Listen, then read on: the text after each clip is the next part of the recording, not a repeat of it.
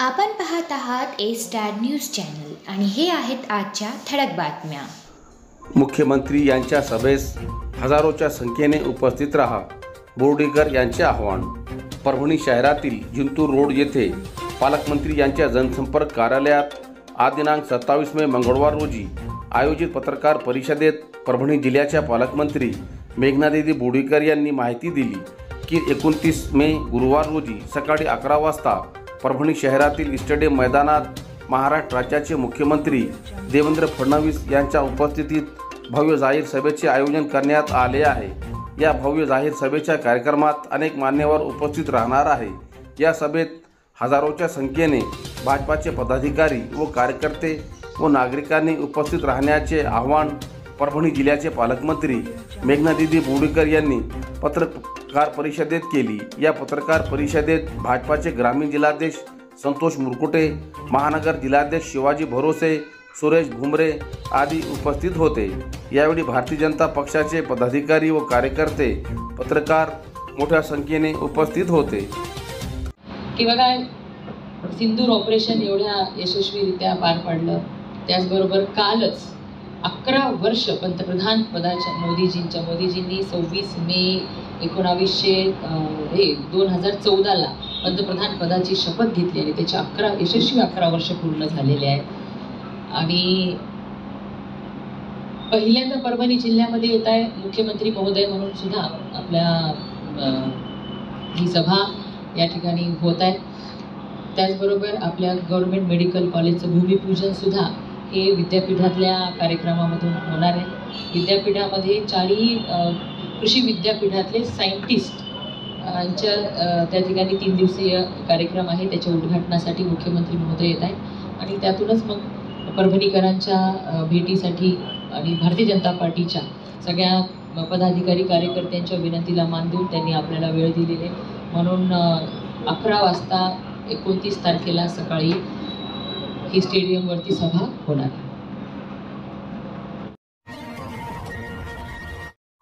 पूर्णा शहरात पोलिसांच्या कारवाईत 84 हजारांचा अवैध गुटखा जप्त।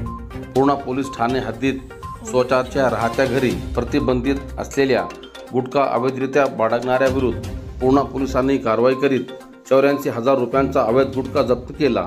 पूर्णा शहरातील शास्त्री नगरातील रहिवासी अब्दुल नोमान अब्दुल इस्माईल हे स्वतःच्या घरी प्रतिबंधित असलेल्या गुटखा अवैधरित्या बाळगत असल्याची माहिती पूर्णा पोलिसांना मिळाली। त्या माहितीच्या आधारे पथकाने आज दिनांक 27 मे बुधवार रोजी अब्दुल नोमान यांच्या घरी धाड टाकली। यावेळी त्यांनी वेगवेगळ्या कंपनीचा 84,082 रुपयांचा प्रतिबंधित गुटखा जप्त केला। तसेच दोघांपैकी एकास ताब्यात घेतले असून संबंधिताविरोधात पूर्णा पोलीस ठाण्यात गुन्हा दाखल करण्यात आला आहे। सदर कारवाई पोलीस उपनिरीक्षक परिहार, पोलीस हवालदार दुधाटे, भदरगे, लटपटे, आव्हाड, हनवते, क्षीरसागर, ढगे, परसोडे यांच्या पथकाने केली। कृषी अधिकाऱ्यांची नेमणूक करण्याची सेलू तालुका दबाव गटाची मागणी। सेलू येथे रिक्त असलेल्या पदावर तत्काळ कृषी अधिकाऱ्यांची नेमणूक करण्यात यावी व शेतकऱ्यांची होणारी फसवणूक थांबवावी अशी मागणी सेलू तालुका दबाव गटाचे निमंत्रक ॲडव्होकेट श्रीकांत वायकर यांनी कृषी मंत्र्यांना पाठवलेल्या लेखी निवेदनाद्वारे केली आहे। सेलू येथील कृषी अधिकारी तसेच संबंधित खात्यातील काही पदे अनेक दिवसापासून रिक्त आहेत। सेलू येथील कृषी अधिकाऱ्यांचा अतिरिक्त पदभार हा परभणीतील अधिकाऱ्याकडे आहे। सध्या खरीपाचा हंगाम सुरू आहे। विशेषतः मराठवाड्यात अप्रमाणित खते, बियाणे व औषधांची राजरोसपणे सर्रास विक्री होत आहे। कपाशीच्या बियाणांचा कृत्रिम तुटवडा करून चढ्या भावाने विक्री सुरू आहे। शासकीय नियंत्रण नसल्यामुळे व्यापारामध्ये शेतकरी वर्गाची लूट चालू आहे। यामुळे सेलू येथे तत्काळ कृषी अधिकाऱ्यांची नेमणूक करावी व शेतकऱ्यांची होणारी लूट थांबवावी अशी मागणी सेलू दबाव गटाचे निमंत्रक ॲडव्होकेट श्रीकांत वायकर यांनी निवेदनाद्वारे केली आहे। रामे टाकळी येथे दुकान फोडून 3 लाखांचा मुद्देमाल लंपास। मोटार रिवाइंडिंग आणि मशिनरीचे दुकान फोडत अज्ञात चोरट्यांनी 2,97,780 रुपयांचा मुद्देमाल लंपास केला। सदर घटना 26 मे सोमवार रोजी सकाळी 9 वाजेच्या सुमारास उघडकीस आली। या प्रकरणी माणूस पोलीस ठाण्यात अज्ञात चोरट्याविरुद्ध गुन्हा दाखल करण्यात आला आहे। पांडुरंग बालासाहेब काळे यांनी तक्रार दिली आहे की ते रामटाकडी येथे शेतकरी मशिनरी अँड मोटर रिवाइंडिंग या नावाचे दुकान आहे। नेहमीप्रमाणे त्यांनी रविवार 25 मे रोजी रात्री 9:30च्या सुमारास दुकान बंद केले। दुसऱ्या दिवशी सकाळी ते दुकान उघडण्यासाठी आले असता त्यांना दुकानाचे कुलूप तुटलेले अवस्थेत दिसले। शटर उघडून दुकानातील साहित्याची तपासणी केली असता दुकानामधून कॉपर केबल, नवीन motor pump, copper winding, PVC copper wire व इतर साहित्य मिळून 2,97,870 रुपयांचा मुद्देमाल चोरीला गेल्याचे दिसून आले। घटनेची माहिती मानवत पोलिसांना देण्यात आली।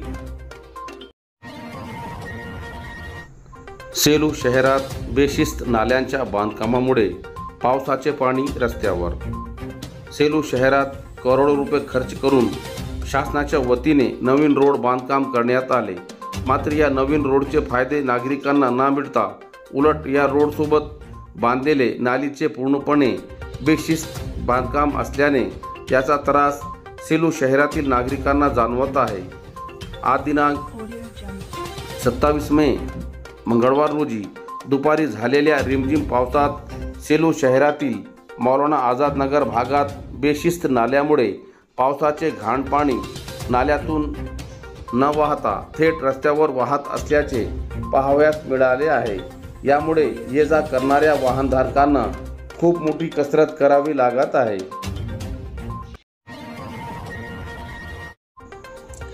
महाराष्ट्र बँकेत इंटरनेट बंद असल्याने कामकाज ठप्प। पूर्णा शहरातील महावीर नगर येथे बँक ऑफ महाराष्ट्र शाखेत इंटरनेट सेवा बंद असल्याने 5 दिवसापासून अडथळा निर्माण झाला आहे। त्यामुळे इंटरनेट कनेक्टिव्हिटी बंद असल्याचे सांगत बँकेकडून काम बंद करण्यात येत आहे। त्यामुळे शेकडो बँक ग्राहकांना आर्थिक व्यवहार करताना मोठ्या अडचणीचा सामना करावा लागत आहे। इंटरनेट अभावी बँकेचे कोअर बँकिंग सिस्टम पूर्णपणे ठप्प झाल्यामुळे रोकड जमा, पैसे काढणे, ऑनलाईन व्यवहार, पासबुक अपडेट, ATM सेवा अशा सर्व सुविधा ठप्प होत आहे। अनेक वेळा बँकेत नेटवर्क नाही, काम बंद असे बोर्ड लावून बँक हात झटकून मोकळे होत आहे। परिणामी ग्राहकांना सेवा केंद्रावर जाऊन आपले व्यवहार करावे लागत आहे। त्यामुळे ग्राहकांना आर्थिक भुर्दंड सोसावा लागत आहे। परिणामी लोकांमध्ये संतापाचे वातावरण निर्माण झाले आहे। बँक व्यवस्थापनाने तत्काळ याकडे लक्ष द्यावे अशी मागणी बँकेतील ग्राहकांकडून केली जात आहे। नांदापूर रस्त्यावरील खड्ड्यामुळे नागरिकांचे जीव धोक्यात। मुख्य रस्त्यावर नांदापूर गावाजवळ रस्त्यात प्रचंड खड्डे, 2 निष्पाप जीवांचे बळी घेतल्यानंतरही प्रशासन व कंत्राटदार मात्र ठोस उपाययोजना करण्याऐवजी गप्प बसले आहेत। 20 फूट लांब, 10 फूट रुंद व 1 फूट खोल अशा खड्ड्यामुळे आधी अल्टो कार व मोटरसायकलचा अपघात होऊन एकाचा जागीच मृत्यू झाला, तर काही दिवसात रात्रीच्या अंधारात आणखी एक तरुण खड्ड्यात पडून मृत्यू झाला। अनेकांनी किरकोळ जखमा पत्करल्या, पण यंत्रणा मात्र अवस्थेत आहे। 1 महिना उलटूनही खड्डा ना बुजवता जैसे थे स्थितीत आहे। ही बाब अत्यंत गंभीर आणि निष्काळजीपणाची आहे। परभणी ग्रामीण पोलीस स्टेशनमध्ये अपघातांचे गुन्हे नोंद असून प्रशासन आणि संबंधित कंत्राटदार RS कामठे इन्फॉर्म कंपनी केवळ हात झटकत आहे। या कंपनीच्या साईट मॅनेजर मुख्तार आलम यांना विचारले असता सिमेंट उपलब्ध नाही, त्यांनी असे उत्तर दिले। परभणी जिल्ह्यातील घडामोडी सर्वात अगोदर पाहण्यासाठी आपल्या चॅनलला लाईक आणि सबस्क्राईब करायला विसरू नका।